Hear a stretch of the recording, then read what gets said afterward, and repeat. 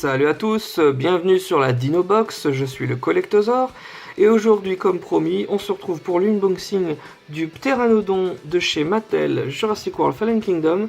Donc celui-là par rapport aux autres qui étaient juste articulés manuellement comme le Protoceratops, voilà, lui il fait du bruit et en plus il bouge. Regardez, le bruit des ailes, il crie. Et on peut le faire battre des ailes.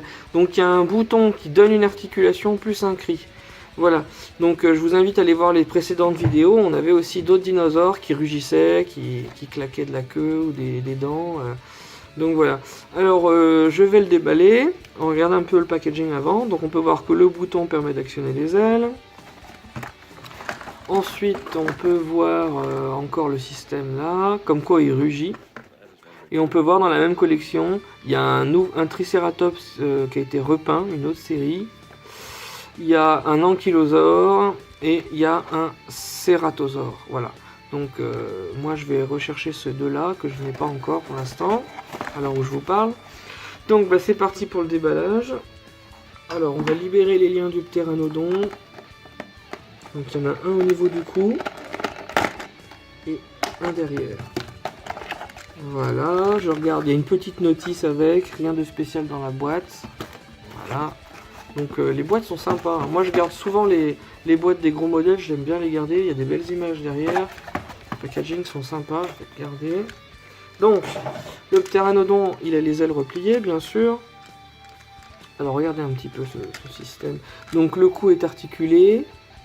On peut voir qu'il a la bouche qui s'ouvre un petit peu aussi. Voilà. On peut voir qu'il y a des dents dans la bouche, avec une langue. Alors on voit pas très bien d'ici, mais... Ah oui, là je vais essayer de vous montrer. Il y a une langue, avec des dents. Voilà. Donc ils ont bien sûr fait l'erreur qu'ils ont fait tout comme dans tous les films, puisqu'ils ont mis des dents au Pteranodon, comme dans Jurassic Park 3 et tout. Donc le Pteranodon n'avait pas de dents en réalité. Mais bon, comme c'est une modification génétique créée par InGen, on peut supposer que, comme pour les Velociraptors qui n'ont pas de plumes, ils n'ont pas, ils ont recréé des dents. Alors attendez, comment elles se tournent les ailes? Peut-être dans ce sens. Voilà. Donc là on peut déployer les ailes par rapport au packaging. Alors, il a une super belle envergure, il est super. On peut peut-être faire le raccord comme ça pour pas qu'on voie qu'il y a un trou. Voilà. De ce côté-là, c'est bon. Donc franchement, il a une super belle envergure.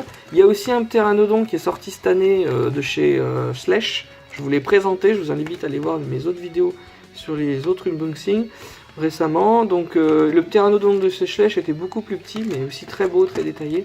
Donc franchement, il est sympa.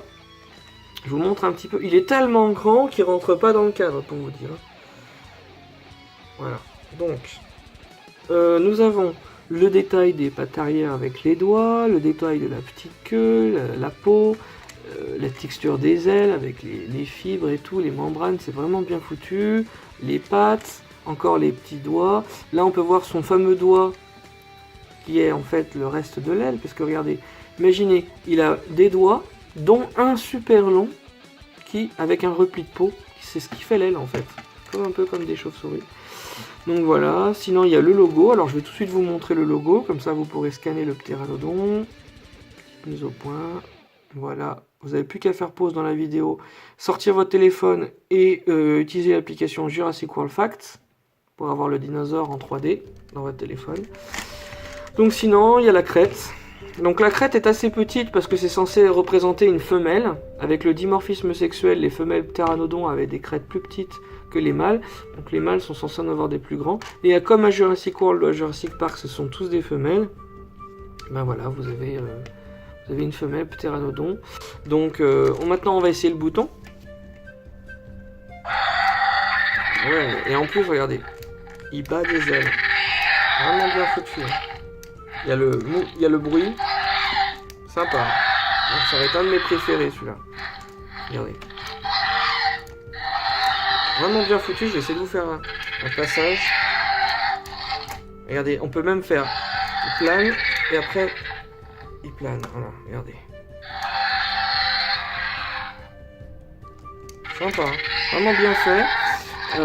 Le bruit du planage, de temps en temps des petits cris, donc c'est une super figurine, je vous la recommande. Et donc ça c'est des figurines à 20 €, elles sont beaucoup plus grosses que les petites, à 10 €, donc voilà, ça explique le prix. Donc voilà, il est tellement bien ce pteranodon que j'ai encore envie d'en parler. Regardez un petit peu la musculature, le poitrail.